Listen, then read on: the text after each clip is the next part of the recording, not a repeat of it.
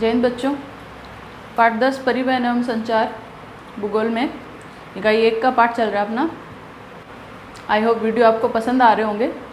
आप उनको ज़्यादा से ज़्यादा शेयर कीजिए और आपकी कोई क्वेरी हो, कुछ पूछना चाहते हो तो आप प्लीज़ कमेंट कीजिए।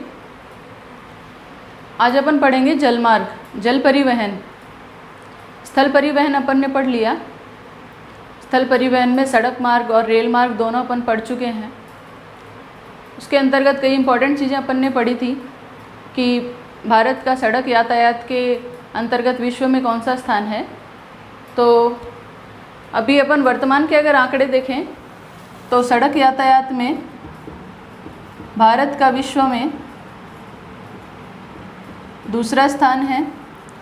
रेल यातायात में अगर अपन देखें तो भारत का विश्व में चौथा स्थान है। अगर आपकी किताब में या यहाँ पे कोई कन्फ्यूज़न होता है तो आपकी किताब के जो आंकड़े हैं वो लगभग 2015-16 के हैं।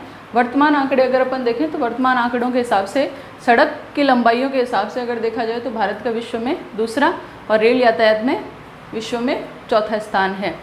सबसे लंबा NH अगर देखा जाए तो भारत का है NH 44, जो कि है नॉर्थ साउथ कॉरिडोर, जो कि कश्मीर को कन्याकुमारी से मिलाता है। आपकी किताब में NH 7 दे रखा है, जो कि फ़िलहाल नहीं है। 2015-16 के हिसाब से देखें तो वो सही था, पर वर्तमान में अगर बात की जाए तो सबसे लंबा राष्ट्रीय राजमार्ग नेशनल हाईवे कौन सा है? National highway number 44। और सबसे छोटा नेशनल हाईवे है वो है 47A, जिसको 966B बोला जा रहा है वर्तमान में। ये दोनों आंसर ही सही है बिल्कुल। ये हाईवे केरला में है जो कोच्चि सिटी को कोच्चि पोर्ट से मिलाता है। लगभग 6 या 8 किलोमीटर लंबा है ये। सबसे छोटा NH है भारत के अंतर्गत अपन बात करें तो। सबसे लंबा NH 44, छोटा 47A, या आप वर्तमान में बात करें तो 966B, जो 66 नंबर नेशनल हाईवे का एक भाग है। अब अपन चलें अपने टॉपिक पे। जल परिवहन। जल परिवहन बच्चों सबसे सस्ता सुलभ साधन है। और कहाँ काम आ रहा है जल परिवहन? जल परिवहन काम आता है व्यापारिक क्षेत्र में। बहुत लंबी यात्राएं और कम खर्चे पे करनी हो तब क्या काम आता है? जल परिवहन। इसकी विशेषताएं आप देख सकते हो। सबसे सस्ता और सुलभ साधन है, क्योंकि इस परिवहन में जो मार्ग बनाए जाते हैं उन पे बिल्कुल भी खर्च नहीं करना पड़ता, क्योंकि ये जो परिवहन है वो नदियों में, झीलों में, नहरों में, समुद्रों में या महासागरों में होते हैं। तो वहाँ पे हम रास्ता नहीं बना सकते भी नहीं और बनाने की ज़रूरत भी नहीं है, तो उस पर कोई खर्च नहीं होता। खर्च कहाँ होता है? केवल पोताश्रय निर्माण, बंदरगाह बनाने में, जलमार्गों को गहरा करने में, उनमें तलछट ज़्यादा जमा नहीं हो, और जलयान जो निर्माण में और जलमार्गों को सुरक्षित करने में, केवल उन्हीं कामों में धन व्यय होता है। मार्गों के निर्माण में धन व्यय नहीं होता। इसलिए यह परिवहन जो है वो सबसे सस्ता और सुलभ साधन है। क्वेश्चन भी आता है कि जल परिवहन सबसे सस्ता परिवहन साधन क्यों है, तो आप इसमें बता सकते हो। जल परिवहन के साधन कौन कौन से हैं? नाव हैं, स्टीमर हैं, जलयान हैं, बड़े बड़े शिप हैं। ये सारे जल परिवहन के साधन हैं। इसके अंतर्गत सस्ते और भारी पदार्थ जिनको अपन अन्य परिवहन साधनों से एक जगह से दूसरी जगह पे ले जाएं तो बहुत बड़ी धनराशि खर्च होती है। तो ऐसे जो पदार्थ हैं जो सबसे मेन अंतर्राष्ट्रीय व्यापार में काम में आते हैं, उनका जो आवागमन है या उनका जो परिवहन है, उसके अंतर्गत अपन जल परिवहन को काम में लेते हैं। तो इसके अंतर्गत अपन देख सकते हैं कोयला है, लौह इस्पात है, सीमेंट है, चीनी है, चाय है, कहवा है, यानी ऐसी जो पैदावार जो क्षेत्र विशेष में पैदा होती हैं और पूरे विश्व में उनका आयात निर्यात किया जाता है, तो वहाँ पे क्या काम में आता है? जल परिवहन। जल परिवहन के प्रकार। जल परिवहन 2 प्रकार का है विश्व में या भारत में भी देखा जाए तो। जल परिवहन के 2 प्रकार हैं, आंतरिक जलमार्ग और समुद्री या महासागरीय जलमार्ग। आंतरिक जलमार्ग में कौन कौन है? जैसे नदी हैं, झीलें हैं या नहरें हैं, या छोटे छोटे सागर हैं। समुद्र या महासागरीय जलमार्ग जो बहुत बड़ी जलराशि हैं, समुद्र हैं या महासागर हैं, वो क्या किस परिवहन में आते हैं? महासागरीय जलमार्ग में।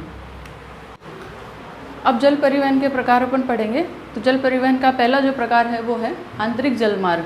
आंतरिक जलमार्ग जिसके अंतर्गत छोटे सागर हैं या नदियां हैं, झीलें हैं, नहरें हैं आदि में जो जल परिवहन होता है उसको कहते हैं आंतरिक जलमार्ग।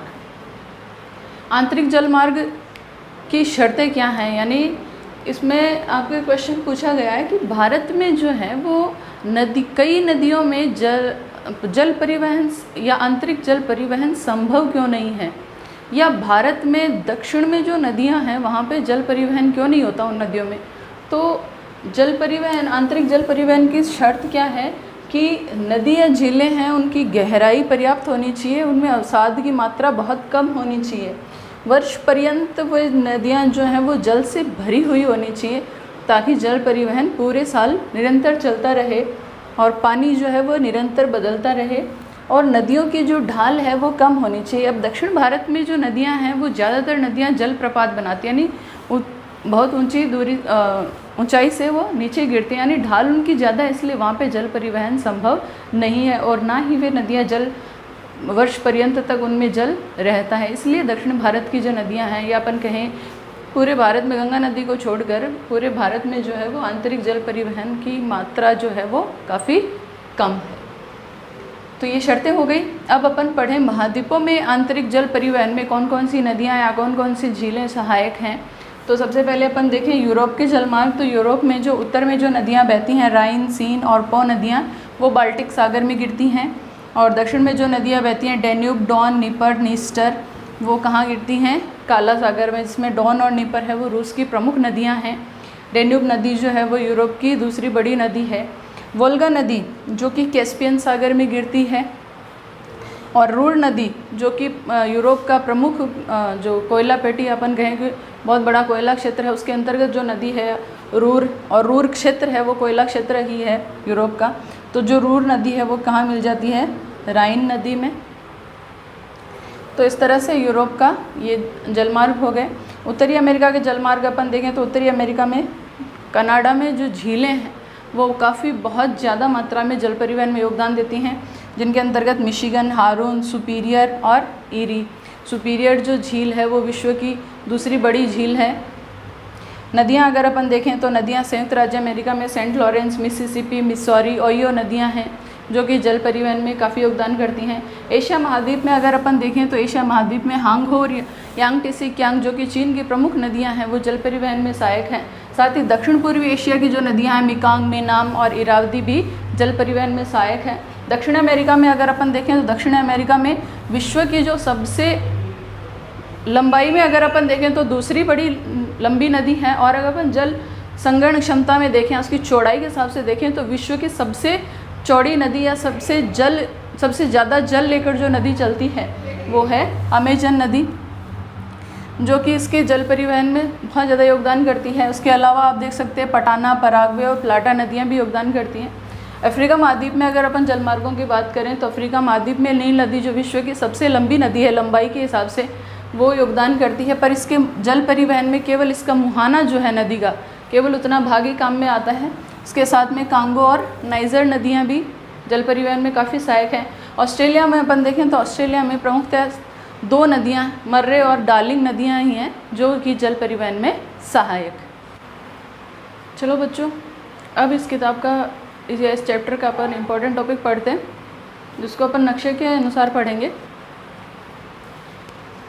टॉपिक है महासागरीय जलमार्ग। जल परिवहन का दूसरा जो प्रकार है महासागरीय जलमार्ग, यानी बहुत अधिक दूरियों पे अगर परिवहन करना हो तो वो होता है महासागरों से। तो कौन कौन से महत्वपूर्ण महासागरीय मार्ग हैं या बहुत बड़े महासागरीय मार्ग हैं वो अपन पढ़ेंगे इसमें। तो इसमें सबसे पहला जो मार्ग है वो है भूमध्य सागर,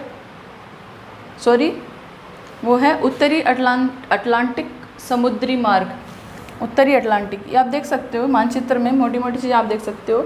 ये इधर और इधर ये प्रशांत महासागर है, ये भारत के नीचे यहाँ पे ये हिंद महासागर है, ये अटलांटिक महासागर है, ये यूरोप और अफ्रीका के बीच में ये भूमध्य सागर है, यहाँ पे काला सागर है, यहाँ पे कैस्पियन सागर है और ये लाल सागर है, इधर यदन की खाड़ी है, यहाँ पे उत्तरी अमेरिका में ये मैक्सिको की खाड़ी है, यहाँ पे पनामा नहर है जो पनामा शहर या पनामा देश में है। पनामा नहर जो कि उत्तरी अमेरिका और दक्षिणी अमेरिका को जोड़ती है, इसके बारे में अपन आगे पढ़ेंगे। यहाँ पे एक सागर है जिसका नाम है कैरेबियन सागर।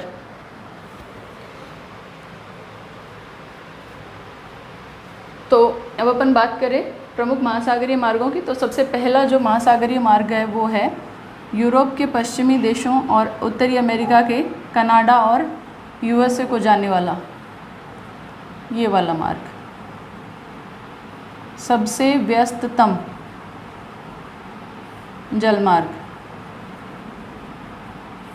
काफ़ी बार क्वेश्चन आता है ये कि विश्व का सबसे व्यस्ततम जलमार्ग कौन सा है, तो आप बताएंगे उत्तरी अटलांटिक महासागरीय जलमार्ग, जो कि पश्चिमी यूरोपीय देशों को उत्तरी अमेरिका से जोड़ता है।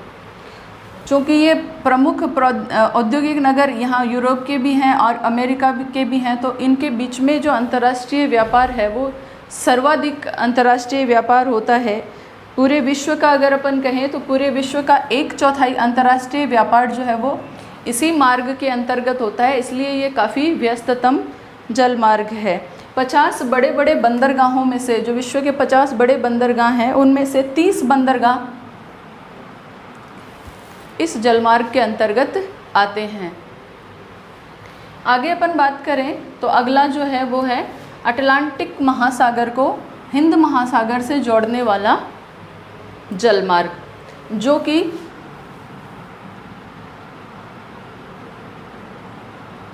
लिवरपूल यूरोप में से शुरू होकर ये भूमध्य सागर और फिर यहाँ पे स्वेज नहर का निर्माण हुआ है, यहाँ से ये लाल सागर में होता हुआ और इस तरह से ये हिंद महासागर में जाकर और इस तरह से ये फिर हिंद महासागर में ये ऑस्ट्रेलिया, न्यूजीलैंड, इस तरह से ये मार्ग चलता है। पहले ये मार्ग क्या था, स्वेज नहर का जब निर्माण नहीं हुआ था तो इस तरह से ये जो जलमार्ग था वो पूरे अफ्रीका का चक्कर लगा के और फिर इस तरह से एशिया में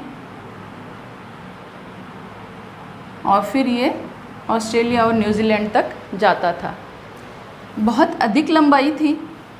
अगर मान लो आपको अमेरिका से या पश्चिमी यूरोप से मुंबई जाना हो,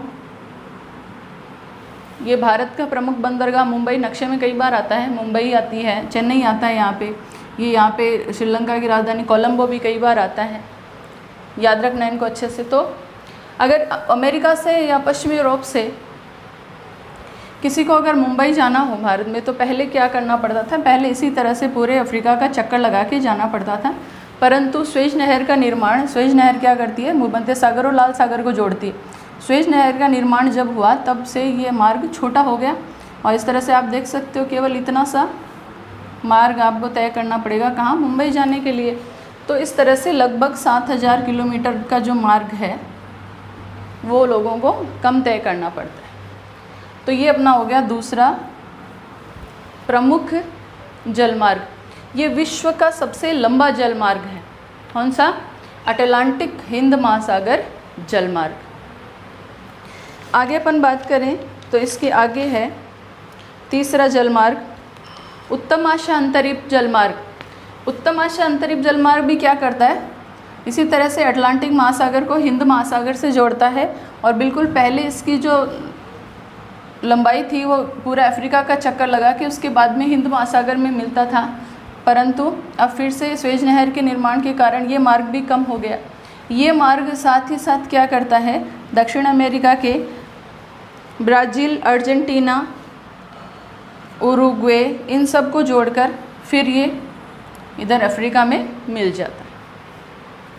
तो ये तीसरा जलमार्ग हो गया अपना उत्तम आशा जलमार्ग।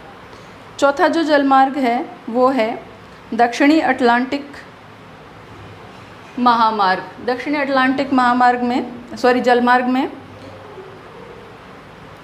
दक्षिणी अटलांटिक जलमार्ग में ये यहाँ से शुरू होता है ब्राज़ील के रियो डी जेनेरियो से, और ये इस तरह से फिर ये चक्कर लगाता हुआ ये अफ्रीका, और अफ्रीका के बाद में ये इस तरह से वही ऑस्ट्रेलिया या न्यूजीलैंड की ओर चला जाता है। तो ये हो गया अपना 4 नंबर का। 3 नंबर देखिए यहाँ से शुरू हो रहा है, इसमें यूरोप के, अफ्रीका के देश आ रहे हैं, जबकि जो दक्षिणी अटलांटिक जलमार्ग है वो कहाँ से शुरू हो रहा है, ब्राज़ील से।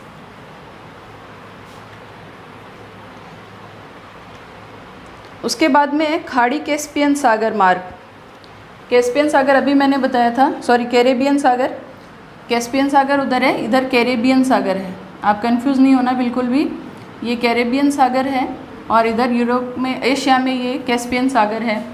तो कैरेबियन सागर और मेक्सिको की खाड़ी को जो मार्ग मिला रहा है वो कौन सा है, मेक्सिको की खाड़ी, कैरेबियन सागर मार्ग। छठा जो इसमें है वो है प्रशांत महासागरीय जलमार्ग। प्रशांत महासागरीय जलमार्ग कहाँ से है, ये उत्तरी अमेरिका या पश्चिमी अमेरिका अपन कहें, यहाँ से मार्ग शुरू होता है जो हवाई द्वीप या होनोलुलु द्वीप तक जाता है। उत्तरी अमेरिका या पश्चिमी अमेरिका से होनोलुलु द्वीप तक जा रहा है। उसके बाद में ये यहाँ से उधर देखें तो ये 2 भागों में बढ़ जाता है। ये मान लो ये यहाँ पे होनोलुलु द्वीप है, तो यहाँ से अमेरिका से एक रास्ता आया, उसके बाद में 2 रास्ते बन गए इसके। एक जलमार्ग जाता है जापान, चीन की तरफ, और दूसरा जलमार्ग है वो कहाँ चला जाता है, ऑस्ट्रेलिया, न्यूजीलैंड की तरफ। तो अपन देखें कि केवल जलीय मार्ग हैं, कोई द्वीप नहीं है, तो व्यापारिक महत्व इस जलमार्ग का बिल्कुल भी नहीं है। तो ये अपना हो गया छठा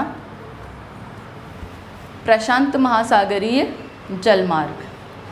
तो इस तरह से अपन ने विश्व के प्रमुख बड़े बड़े जो जलमार्ग हैं वो पढ़ लिए हैं। नक्शे में बनाने आ सकते हैं कई सारी चीज़ें, इसमें मैंने खूब सारे आपको बंदरगाह भी बताए हैं, इम्पोर्टेंट बंदरगाह, जैसे ये न्यूयॉर्क है, इधर सैन फ्रांसिस्को है, ये लॉस एंजलिस है, ये वैंकूवर कनाडा में है, और इधर देखें तो ये पेरू है, ये कोलंबिया देश है, ये चिली देश है, और इसमें ये महत्वपूर्ण बंदरगाह है सैंटियागो, कई बार पूछा जाता है। इधर अपन देखें तो ये ब्राज़ील है, ब्राज़ील भी काफ़ी इम्पोर्टेंट है, इसमें ब्राज़ीलिया भी आ सकता है, रियो डी जेनेरो भी आ सकता है। फिर ये उरुग्वे, अर्जेंटीना, और इसमें जो अंतरीप है वो कौन सा अंतरीप है, दक्षिण अमेरिका में हॉर्न अंतरीप। इसी तरह से अफ्रीका में कौन सा है, केप ऑफ गुड ऑफ या उत्तम आशा अंतरीप। और इसी तरह से एशिया में या भारत में अंतरीप पूछा जाए तो कौन सा बताएंगे आप, कन्याकुमारी अंतरीप। भारत में भी कई सारे बंदरगाह हैं जो भारत के परिवहन है उसके अंतर्गत अपन पढ़ेंगे। जापान है, इधर चीन है, बाल्टिक सागर है, इंग्लैंड है, ग्रेट ब्रिटेन है, फ्रांस, स्पेन, इटली, भूमध्य सागर, रेड सागर, काला सागर, ये भी पूछे जा सकते हैं। तो विश्व का जो मानचित्र का वर्क है वो 2 नंबर का आएगा, और उसमें आपको प्रमुख बंदरगाह अगर पूछे जाएं तो प्रमुख बंदरगाह लगभग अपन ने सारे कर लिए हैं। तो काफ़ी इम्पोर्टेंट टॉपिक है ये, अच्छे से कर लेना। आपको अगर पसंद आए तो प्लीज़ कमेंट ज़रूर कीजिए।